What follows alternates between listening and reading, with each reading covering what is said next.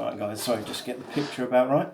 Okay, this is chapter 5 of the poker training videos, and it's about emotion, dealing with and assessing emotion, primarily in yourself but also in others, but it's about assessing emotion. So predominantly there's two types of emotion that don't do you too much good, and they are fear and ego. There are other ones like boredom, tilt, anger, frustration, overconfidence, but those are ones that you just have to really sort of work on. If you're experiencing any of those, it's in a way it's a lack of discipline that we all have at times. But if you are often getting bored, tilt, angry, frustrated, overconfident, then it's something that you need to work on. So I'm going to look primarily at the two main ones, which is fear and ego. Now, I know most of you guys that are watching these videos are you fairly sort of modest chaps, and so probably the predominant one is fear. So fear and often comes out as risk aversion. So what constitutes risk aversion? Well, being too aggressive with big hands. I know we've had a bit of a conversation before and some emails about how to play sets when on a two-tone board, for example, that some people feel they have to play them aggressively because they don't want the flush to hit, and that's really risk aversion. Because if the guy's got a flush draw, he's not getting away anyway. So you need to sort of two-tone boards that, other than being two-tone and fairly dry, then you want to be sort of check calling, check raising with a flopped set if you are out of position, and particularly if you're not the pre-flop raiser.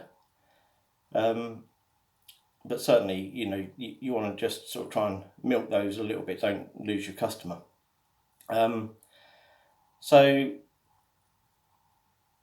also top pair, top kicker type hands. C-bet sizing. If you're risk averse, you're going to sort of C-bet a bit too big because you're thinking, I want to protect my hand. But actually, you should be thinking, I'm pretty sure I'm ahead here and I want worse hands to call. So you want to do the standard sort of 40% C-bet size. Yeah. So that's the main thing with fear translate to risk aversion. And risk aversion translate to being too aggressive with your big hands and too passive with draws. For example, you might have a strong draw and you think, I'm going to just check call and see if I hit. Wrong attitude. If you've got a strong draw, you want to be check raising to give yourself two chances of winning the pot. You might take it down with king high, and then when you do win a pot, if it flush does hit, then you won a big pot.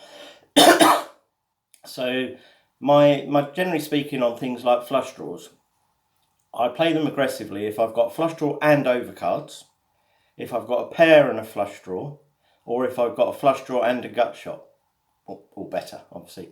If I've got a flush draw that is two undercards, so let's say the board's like ace, 10, 9 with two clubs, and I've got 5, 6 of clubs, for example, I'm not going to play that aggressively because, I've only got the 8 outs, the flush outs. I haven't got any over outs. So I would check call in those situations. Unless I was short stacked, then I might just sort of chance my arm and go and play aggressively. But in general, that's the situation.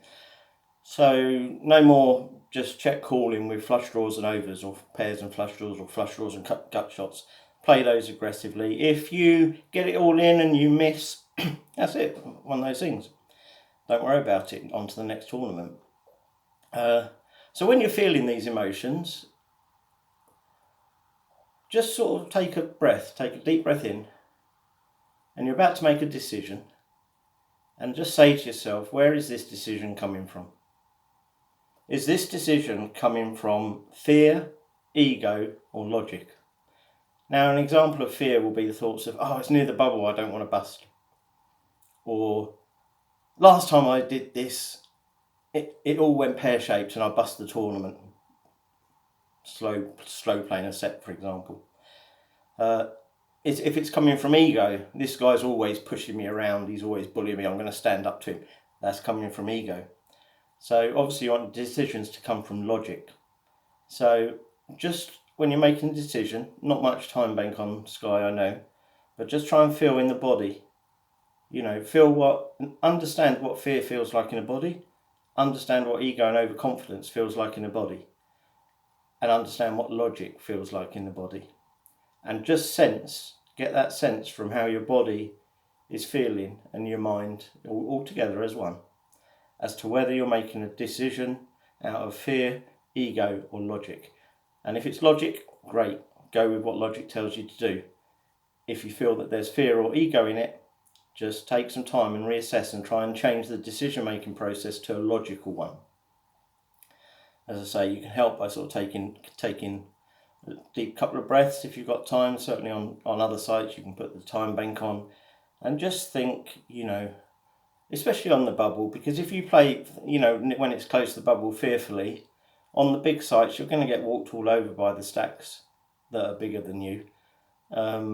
You know, so sometimes in those sort of situations you've got to take ICM factors into consideration, but don't play fearfully. So if you're going to make a fold, make it because it's an ICM fold, not because it's a fear fold. Okay, if that makes sense. Anyway, just a short one, just to talk a little bit about emotion. Hopefully, I know you guys, I mean, you know, that you are modest fellas in the most part, most of you.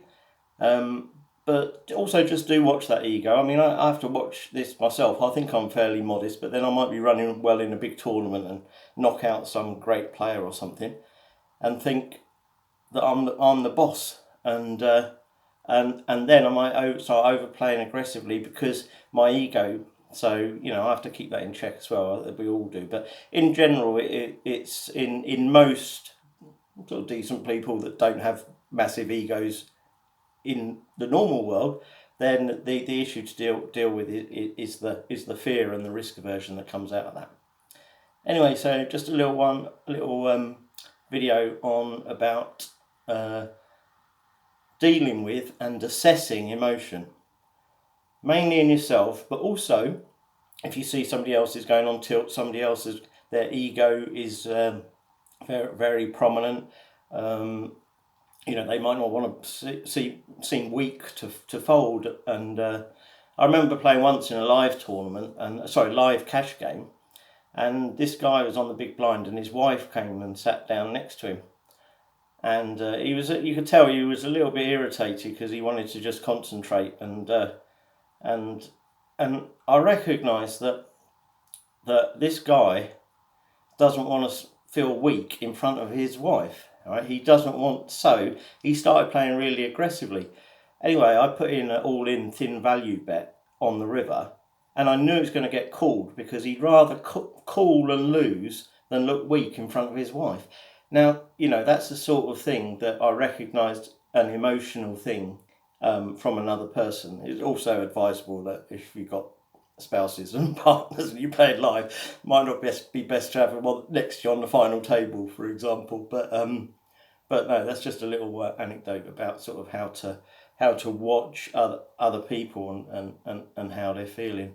If you play in satellites and you get somebody that's been unlucky in a lot of satellites previously and just misses out and stuff like that, and you can tell that they're thinking, I don't want to bust on the bubble again, I don't want to bust. So they're going to play with fear, and you can recognise that. And unfortunately, it's a game where you have to exploit that. So, you know, you can recognise it. But the most important thing, the key thing, is to recognise these things in yourself. That's the key thing. Best of luck, and I hope you can all play with a steady mind and make rational and logical decisions. Good luck, fellas.